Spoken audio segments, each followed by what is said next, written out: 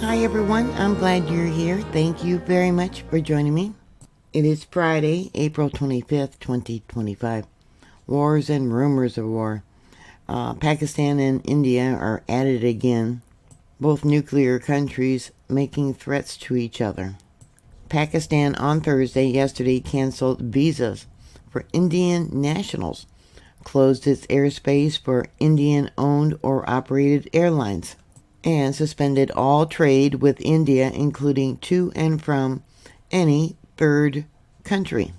The retaliatory measures follows India's decision to suspend visas for Pakistani nationals after an attack by gunmen in Kashmir that killed 26 people, mostly tourists. Pakistan's government on Thursday announced a string of tit-for-tat diplomatic measures against India after New Delhi accused its neighbors of supporting cross-border terrorism and downgraded ties. Pakistan declares the Indian defense, naval, and air advisors in Islamabad persona non grata. They are directed to leave Pakistan immediately, read a statement released by the Prime Minister Sharif's office after he convened a rare National Security Committee meeting, adding that visas issued to Indian nationals would be canceled with the exception of Sikh pilgrims. The statement added that borders would shut, trade would be canceled, and airspace closed to Indian-owned or operated airlines.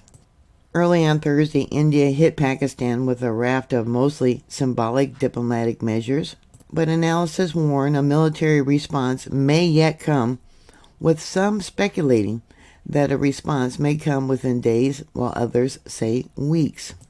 The nuclear threat between Pakistan and India stems from their long-standing rivalry, particularly over the disputed region of Kashmir, and their status as a nuclear-armed states. Both nations have developed nuclear arsenals since the 1990s, with India conducting its first successful test in 1974 and Pakistan following in 1998. Estimates suggest India possesses around 160 nuclear warheads and Pakistan around 170, with both maintaining a minimum credible deterrent posture, though Pakistan has shifted towards full-spectrum deterrence to counter India's conventional military advantage.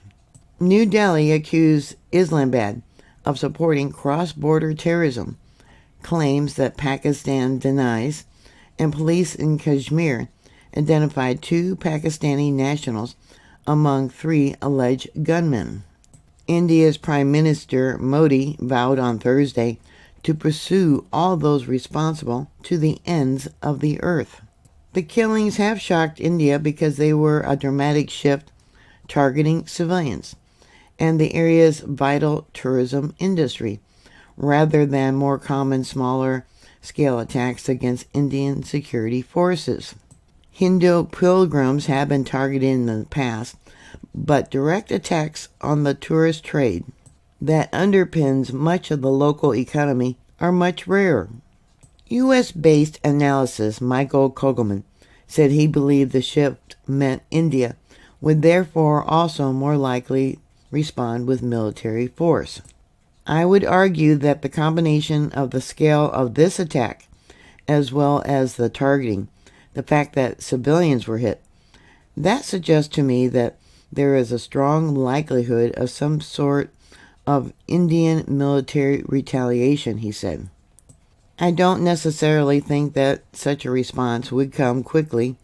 I suspect that New Delhi will want to take some time, some days, to review a possible range of retaliations. India has taken its time to respond to past attacks. The worst attack in recent years in Indian-run Kashmir was at Pulwama in 2019, when insurgents rammed a car packed with explosive into a police convoy, killing 40 and wounding 35. Indian fighter jets carried out airstrikes on Pakistani territory 12 days later, a raid that came against the backdrop of a campaign for India's general elections. The now suspended Indus Water Treaty shares critical water between the two countries, but it's more of a paper agreement, and India has no major means of restricting flow downstream to Pakistan. They said that shutting off the water would be an act of war, but they don't have any way to restrict the flow down that critical water stream. So what are your thoughts? Please put your comments down below. Thank you for watching. Please thumbs up my videos, like, share, and subscribe, and always be prepared for a disaster. Thank you again, and God bless you all. Bye.